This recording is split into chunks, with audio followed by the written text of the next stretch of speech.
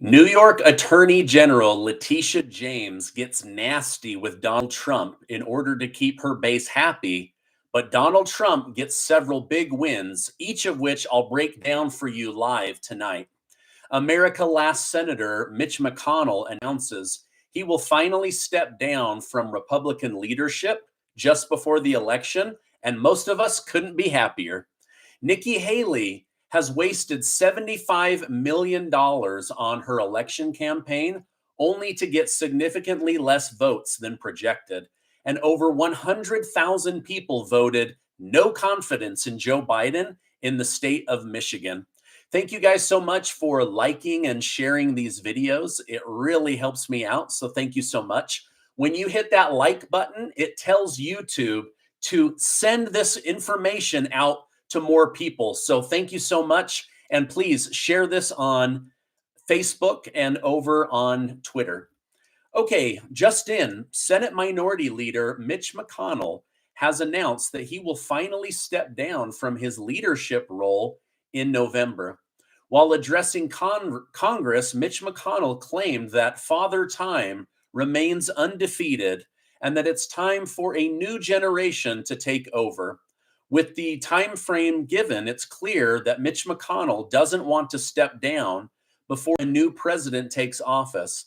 He also responded that those who have been calling for him to step down by stating, "I still have enough gas in my tank to thoroughly disappoint my critics, and I intend to do so with all the enthusiasm with which they have become accustomed."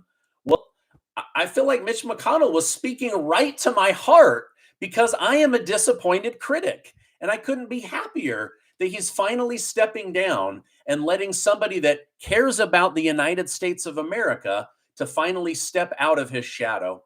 Now, my guess is he knows that Donald Trump is going to win the election in November, and they don't get along. So he's stepping down now in order to avoid a fight.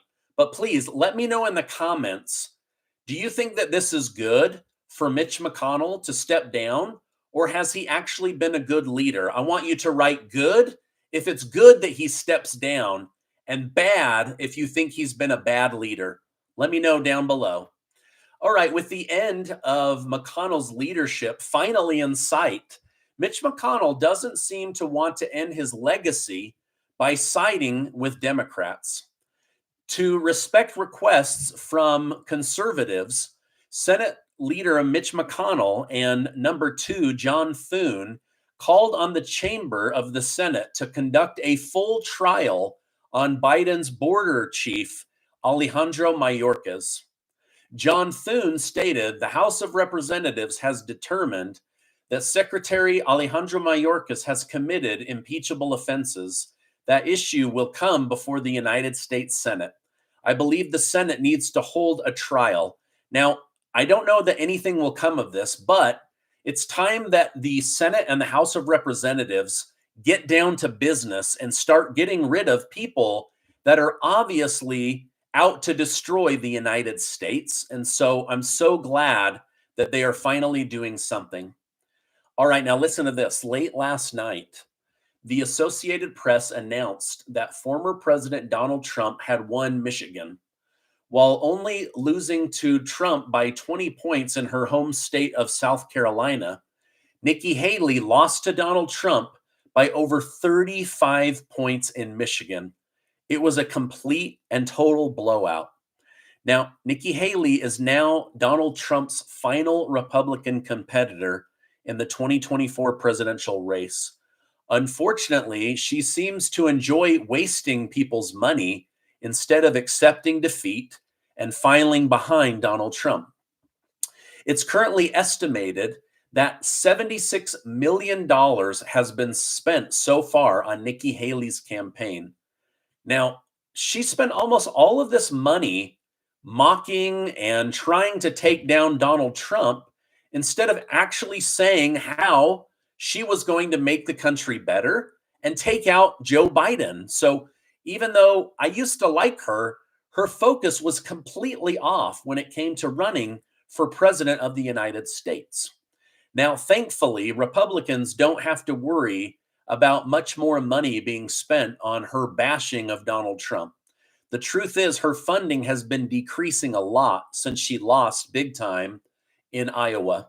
For instance, she went from having a $37 million budget in Iowa to only $900,000 for ads in Michigan.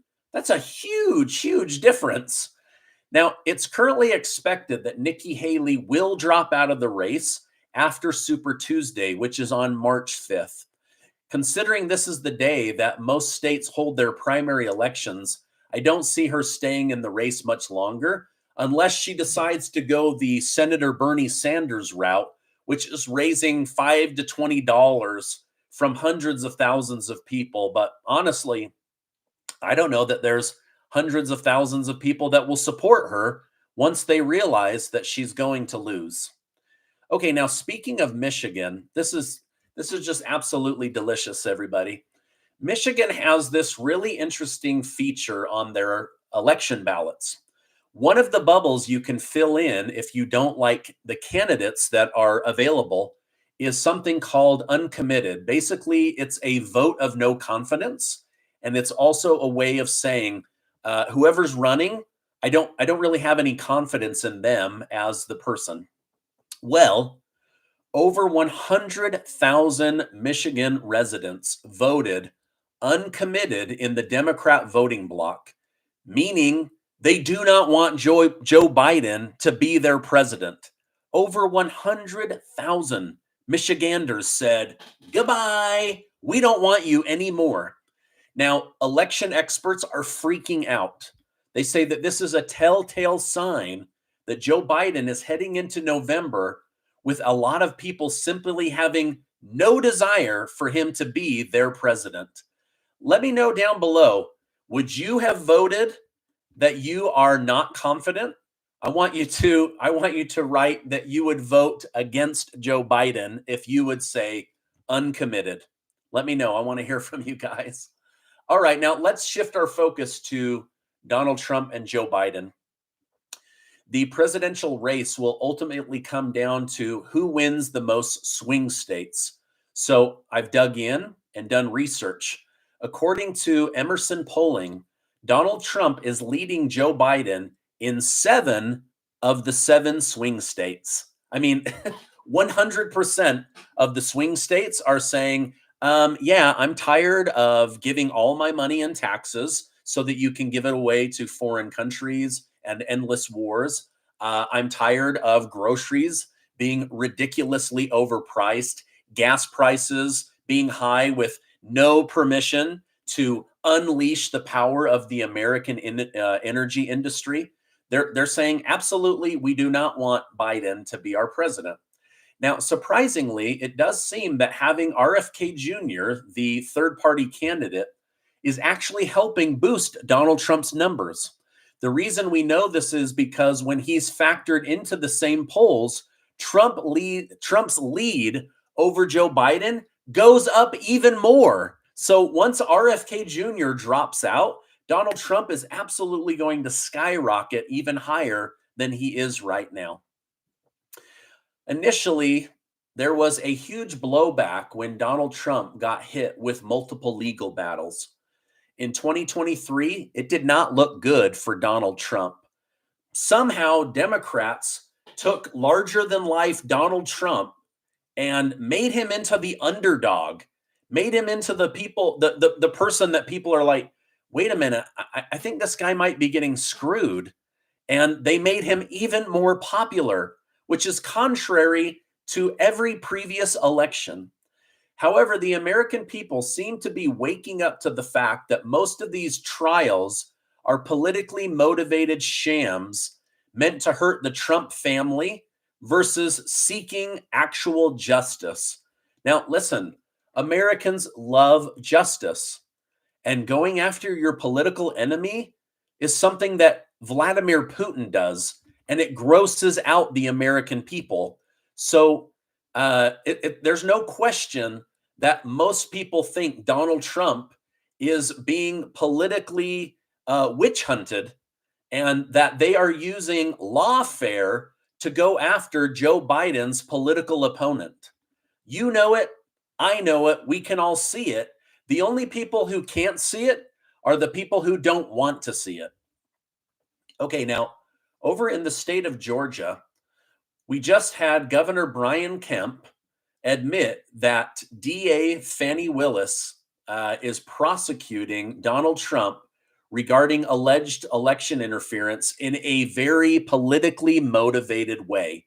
Now, Governor Kemp does not like Donald Trump, but even this Trump hating governor can see through the fog and realizes, wait a minute, he's being persecuted and prosecuted for political reasons.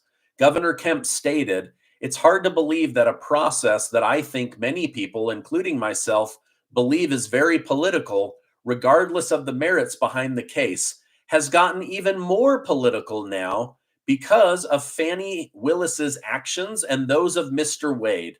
So basically, these guys were hired to try to politically assassinate the former president, and everybody's onto it, right? We can all smell a rat now. We know that they were having secret meetings with the White House lawyers, that the Biden administration has put a mole directly into Fani Willis's team, that she was having a love affair with one of her employees, that she hired him and gave him close to $1 million, even though he was not up for the job, then got him to take her on luxury vacations and reimbursed him with redonkulous amounts of cash. It's absolute insanity, but this is what is going on down in Georgia. Now, despite District Attorney Fani Willis and Special Prosecutor Nathan Wade's assertion under oath that their relationship began after Wade was hired in 2021, new emerging evidence and text messages suggest that they were actually dating much earlier than what they purported while under oath. Terrence Bradley, Wade's former law partner, implied in text messages that they had been dating for much longer. When questioned a second time about this, his only way to not perjure himself, but also not throw his friend and business partner under the bus, was to say, I was speculating. I don't know the exact day that they started. Well, we don't need to know the exact day. We just need to know, was it before he was hired and paid $1 million? And the answer, according to secret text messages that have come forward, is that yes, they were. Okay, now in New York City, Attorney General Letitia James, who campaigned on getting Donald Trump, has been over the moon happy that Donald Trump's life is being upended.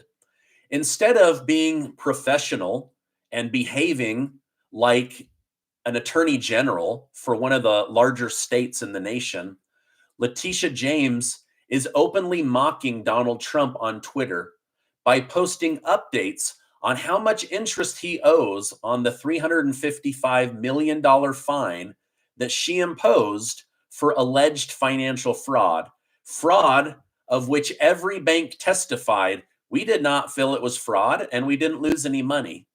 Now, each day that passes, Donald Trump is forced to accrue $114 million in debt. She's laughing about this. She's being incredibly unprofessional. And this is all to stoke her base, to get them excited that she got the big bad wolf. But many people are going, wait a minute, you're supposed to be an attorney with high ethical value. And here you are using your position as attorney general to mock somebody openly on Twitter. It's very, very unprofessional. Now, as an attempt to stop the surge of interest, Donald Trump has just offered to pay $100 million on a bond, arguing there's no way he can come up with $455 million without selling his properties or putting his family into a significant financial deficit. Attorney General Letitia James previously commented that Donald Trump should not be offered a reduced bond due to his lack of liquid cash. So basically, she's stuck the knife in Trump's back, and now she's twisting it over and over again. But Donald Trump's lawyers have argued that the $100 million bond is more than satisfactory under New York law, considering he has billions of dollars in other assets.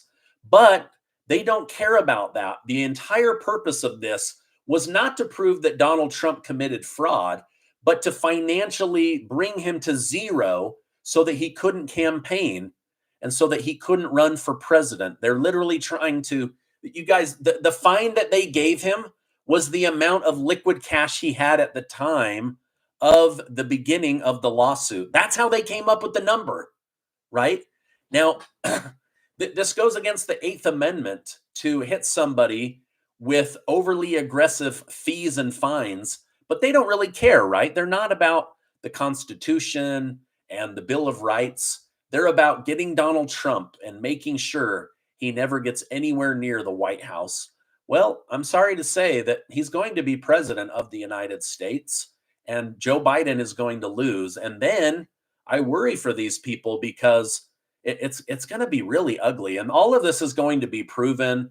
He'll most likely win on appeal because they're going to say, listen, there wasn't one person that was harmed in this. This is standard practice. The bank hired their own appraisal experts, and every dime was paid back, and every dime of interest was paid back.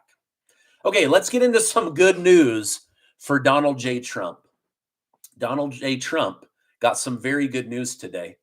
The United States Supreme Court has finally agreed to hear his case of presidential immunity and whether he and all other presidents of the United States have immunity while they're in office, being the chief commander. This is a very good sign for Donald Trump, but a very bad deal for Special Prosecutor Jack Smith, because SCOTUS said they won't even agree to hear oral arguments until April 22nd. Now, remember, they were trying to get Donald Trump convicted by Super Tuesday on March 5th. But now SCOTUS is saying, we're not even going to listen to this until April 22nd. By then, Donald Trump will officially be the Republican presidential nominee. And it will become obvious that Joe Biden has hired goons to go after his political enemy. Also, this forces Special Prosecutor Jack Smith and his team to stop working on pre-trial case building. However, we know that this won't stop Jack Smith, because last time he didn't stop building a case against Donald Trump, and all he got was a verbal warning from the judge. Funny how he broke the law in order to get Donald Trump, whom he says was breaking the law. That's kind of interesting, right? Like, okay, in order to get this guy that we think broke the law, we now have to break the law. And it's worth breaking the law because it's Donald Trump, right? Okay, the news gets better and better. In more good news for Donald Trump, the Supreme Court is putting the election interference case question before the court on hold until after the immunity case ruling. So they'll hear oral argument starting the 22nd. That will probably take about a week to go through the case. And then they can make a decision anytime they want. 3 hours, 3 days, 3 months, 3 years. They can take as long as they want to make a decision. And this election interference question can't even be worked on or go forward until there is a ruling. This means this case could be delayed until after the presidential election. And by then, Donald Trump will definitely have immunity again as the sitting president of the United States of America. Okay, now, an illegal alien from Venezuela was caught bragging on his social media feed and telling family and friends in Venezuela, come to America, get here as fast as you can. It's unbelievably good. It really is the land of opportunity. This illegal immigrant from Venezuela said, Some people came here to work. I came here to vacation. He told his followers, if you can get here, the United States government will take care of all of your needs. He said, if you're able to have a baby, you get even more free money from the government. Now, I want you to let me know in the comments section, what do you think about this? This man is literally purposely and intentionally milking our tax money and telling people, get here as fast as you can. It's a vacation. It's free money. It's a free ride. And if you can get here and have a baby, you get even more money. Let me know. I want to hear from you guys what you guys think about that. By the way, thank you guys for giving this video a like. 3,200 likes at this moment and 18,000 people watching. Thank you guys so much. I feel so blessed. Thank you. Okay, now the president's son, Hunter Biden, has finally attended his closed door session with the House Oversight Committee in Congress. This committee is weighing whether to officially impeach President Joe Biden. During the meeting, Hunter Biden stated, I did not involve my father in my business, and bashed Republicans for continuing to harass him and his family by cherry picking data and things he texted while suffering from drug addiction. So he's saying, listen, my daddy never was involved in my business dealings. It's just that I was on drugs. I was lying because I was a drug addict. Now, you'll have to decide whether that's true or not. I don't know, but it doesn't sound right. It does sound like Joe Biden was intimately involved and that the big guy was getting 10% of everything Hunter could bring in using his name. Okay, over in Ukraine, President Volodymyr Zelensky has taken a break from criticizing American taxpayers and has shifted his focus to European taxpayers. While speaking with reporters, he stated, out of the million shells that the European Union promised, not 50% came, but only 30%, unfortunately. Now, fortunately for Volodymyr Zelensky, it appears that Republicans are starting to warm up to the idea of more money to Ukraine, but only if they can get money to close the Texas border crisis, get money for Texas, Arizona, California, Louisiana, Alabama, Mississippi, and Florida.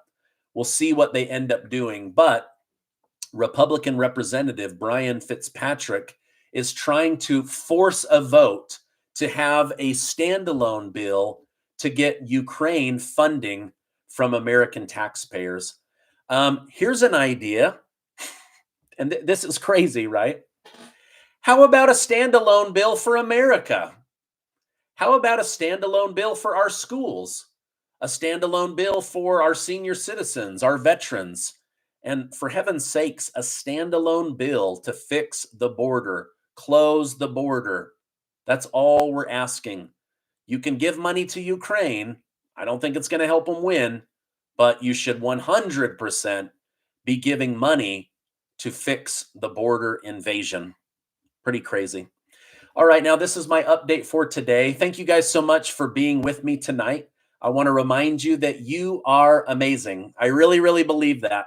Hey, thank you guys so much. Audrey, Terry, Michael, Randy, Monica, Julie, June, Marcia, Donald, Joseph, Byron. Thank you guys so much. I love all of you. I can't get to all of your names. There's 16,000 of you. The chat is moving so fast. Hey, thanks so much, and I will see you on the next video.